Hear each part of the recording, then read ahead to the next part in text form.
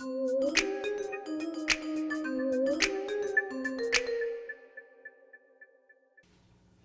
to Everyday Woman, and part of what we're trying to do is helping you live your life in control and not worry about the Joneses. So we have money expert here, Emily Chase Smith, to talk about living your values when it comes to money.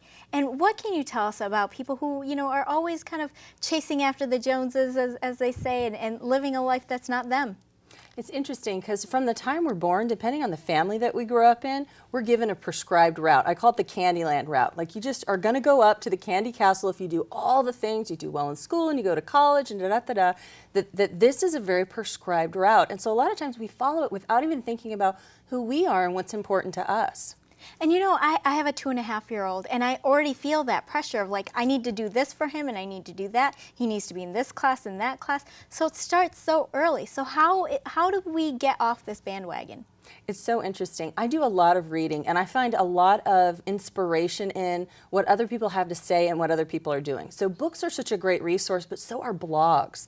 I mean, there's a lot of people out there that are really living their passions, and they write about it, and they write about it daily or weekly. So if you can find a blog that is really, kind of in the same direction and really piques your interest, if you follow that, there's a lot of how-tos in blogs, and there's just a lot of inspiration and hope. What are some blogs you like? What are some of the things that you're hearing out there? Well, I'm all about the travel escape fantasy, so anybody who's ditched their whole life and gone on the road, I will read your blog. And what about you? What was was there a decision you had to make where you felt like you were kind of going the prescribed path and then you got off that? Absolutely. There was a pivotal time in our lives. We were married, we had had our first daughter, and we were living in what we thought was our forever house. And it was like 3,500 square feet. It was overlooking the canyon, close to the beach. I mean, this was it. We had arrived. And then some things happened in our lives where we almost lost it. At a time when people weren't losing their houses, and we had to downsize to what my husband calls the soul-crushing house. But ultimately, looking back, we were able to move overseas. We got to live in Europe for 5 years. Not a bad soul crusher. It wasn't too bad, yeah. We added 2 more kids to our family that we wouldn't have done. If we'd been on that Candyland path, I was very much a lawyer that worked in a big law firm, and I was on, I'm a firstborn. I bought it hook, line, and sinker. But looking back, that was such a time of change that we really got to even decide what our values were. We were so busy living other people's values, I couldn't have even told you what mine were. And it's so true because, when you live in this country, especially if you get to certain levels, you feel like you have to have that Pinterest life, Everyone's posting all their ideal pictures, but no one's really realizing not everyone is living that, or, houses don't look like that. Everyone's not baking cupcakes and all of that. I am eating them, but, it's so easy to do that. Did you find going to a different country that you didn't have that pressure?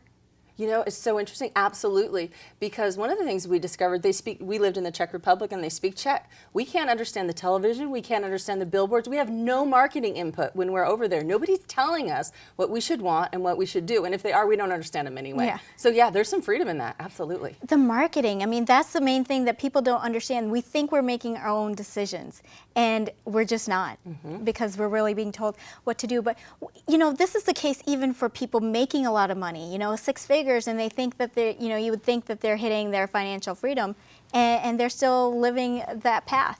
And a lot of times they're not, yeah. Their parents are proud as heck, and they can say at every dinner party they go to, I'm a blank. And that's really the life I read. I'm a lawyer. I work for an A-rated law firm, but is that my dream? No. There you go. And, the really thing you need to fill in the blank, I'm an everyday woman. And Amen. Do it yourself, right? Well, thank you so much for being here, Emily Chase Smith. For more information, you can go to everydaywoman.com. We'll be right back.